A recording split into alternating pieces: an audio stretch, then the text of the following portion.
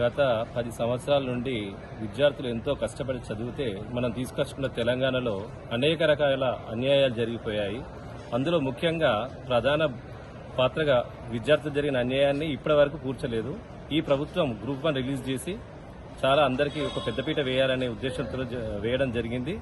దీనికి గత ప్రభుత్వం జరగకుండా అలాంటి తప్పులు జరగకుండా ఈ ప్రభుత్వంలో అన్ని కరెక్ట్గా జరుగుతాయని ఆశిస్తున్నాము. ప్రజలకు విద్యార్థులకు ఎన్నో సదుపాయాలు కలిగిస్తుందని మనం ఆశిస్తాం.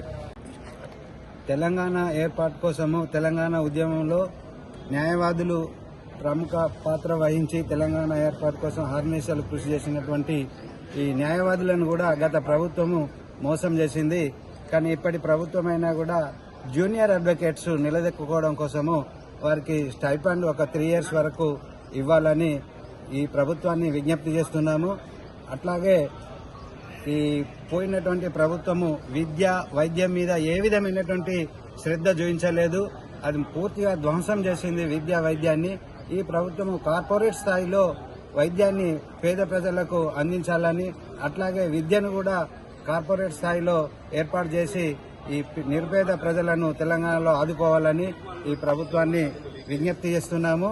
ప్రభుత్వం తీసుకున్నటువంటి గ్రూప్ 1 నోటిఫికేషన్ సంబంధించి తెలంగాణ విద్యార్థులు నిరుద్యోగులు అందరూ కూడా ఈ యొక్క విషయాన్ని హర్షిస్తున్నారు.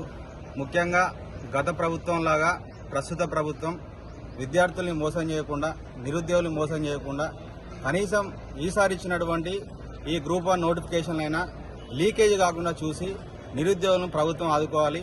ముఖ్యంగా ఈ యొక్క నోటిఫికేషనే కాదు, దీనికి సంబంధించినటువంటి ఒక నిరుద్యోగ క్యాలెండర్, జాబ్ క్యాలెండర్ కూడా రిలీజ్ చేయాలి. జాబ్ క్యాలెండర్ కనుక రిలీజ్ చేస్తే తెలంగాణలో ఉన్నటువంటి నిరుద్యోగులు అందరూ కూడా ఈ యొక్క జాబ్ క్యాలెండర్ను అనుసరించి వాళ్ళు జాబ్స్కు ప్రిపేర్ అవుతారు.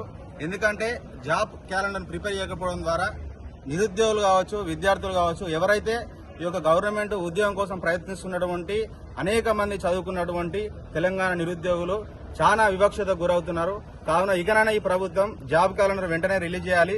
రిలీజ్ చేయడమే కాకుండా అన్ని యూనివర్సిటీలలో, లైబ్రరీలో ఈ యొక్క జాబ్ క్యాలెండర్ను ప్లేస్ చేయాలని తెలియజేస్తూ, ముఖ్యంగా చెప్పాలంటే లైబ్రరీలో ఎలాంటి ఫెసిలిటీస్ లేవు. వాళ్లకు ప్రస్తుతము కొన్ని బుక్స్ మాత్రమే వారు అందుబాటులో ఉన్నాయి. కాంపిటేటివ్ ఎగ్జామ్స్ కు సంబంధించి మరికొన్ని పుస్తకాలు కూడా ప్రభుత్వమే ప్రింట్ చేసి నిరుద్యోగులకు అందరికీ కూడా ఫ్రీగా ఇవ్వాలి.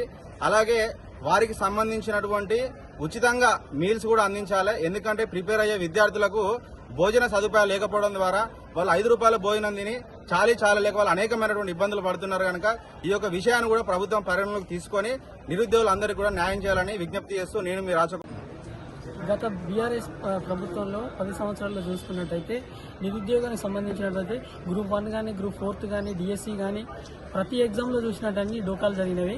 అదే కాకుండా ఇప్పుడు గ్రూప్ 1 పోయినసారి 500 పోస్టులతో కలిపి నిరుద్యోగులకు ఇవ్వడం జరిగింది. కానీ గ్రూప్ 1లో వచ్చేసరికి అంత స్కామ్ జరగడం జరిగింది.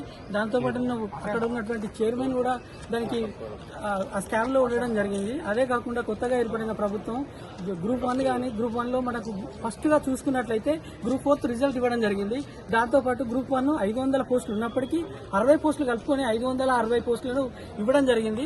దీంతో పాటు నిరుద్యోగులకు ఇంకొక ముఖ్యమైనది ఏం చెప్పిందంటే ప్రభుత్వం డిఎస్సి నోటిఫికేషన్ అతి త్వరలో ఇవ్వడం జరిగింది. పాత ప్రభుత్వం చూసుకున్నట్టయితే 5,000 పోస్టులు ఇవ్వడం జరిగింది.